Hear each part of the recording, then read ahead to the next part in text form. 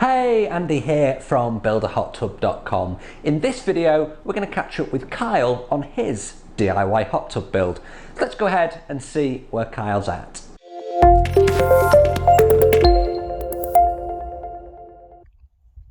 Hello everyone, it's October 21st here in the evening. Thought I'd give you a quick update. Today I sanded any rough spots that were sticking up, and I used a diamond blade on this grinder. Worked really well. There's definitely some rough areas that just dropped concrete, whatnot, need to be cleaned up. To think about having your tile lay flat, that creates a lot of dust. Make sure you wear a mask and hearing protection when you do it. But anyway, cleaned up real nice, super dusty afterwards. So then I swept up everything and then vacuumed the whole tub and sponged it down, got it super clean in anticipation of sealing.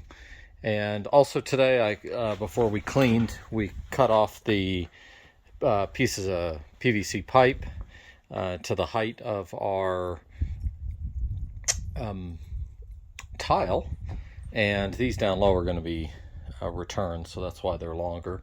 But you can see all of those have been cut off.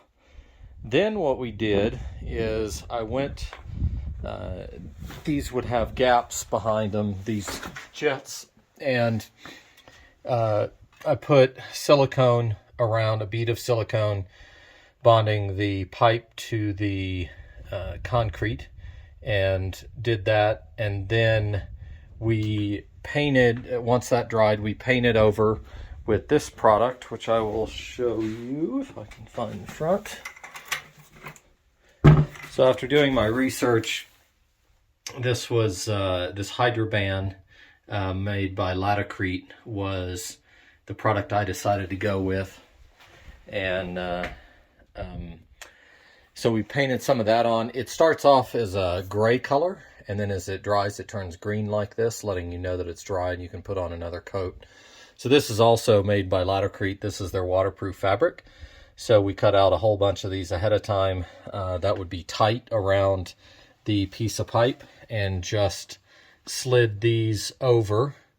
And when the Hydroban was wet, we would mush it into there and then paint another layer on and bond it to the pipe and to the wall. So we've got silicone, we've got Hydroban, and then we've got waterproof fabric, and then we've got more Hydroban around each one of these, because these are where the water could really penetrate through.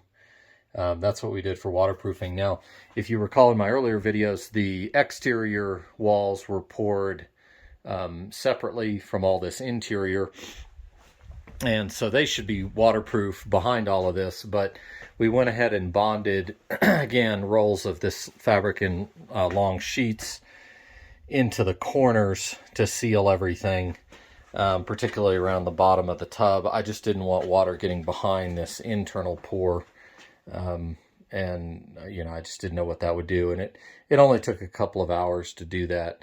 I bonded that whole length there because there was a little crack, probably from where that light penetrates through, so I wanted to make sure that was covered.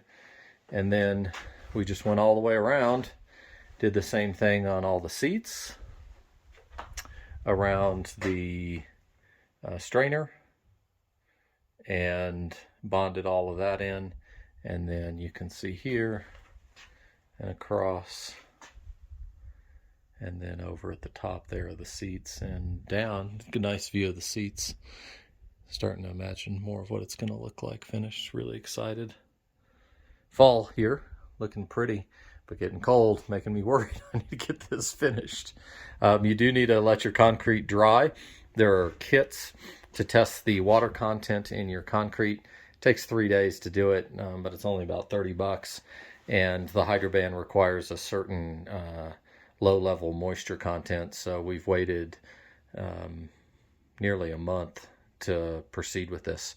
So this will dry overnight, and tomorrow we will paint the entire interior in the morning in one direction, and then we'll turn 90 degrees in the afternoon after it's dried in the morning, and we will paint it a second coat at a 90-degree angle again over the entire interior, and hopefully that will waterproof it and we'll be finished. So then next weekend the tile guy is going to start. I elected not to do that. Found a great guy to help me with that. So we'll start tiling, and that'll take about a month. And then also next weekend, my electrician's coming to just double check everything I've done wiring wise to make sure we're all up to code and I haven't missed anything.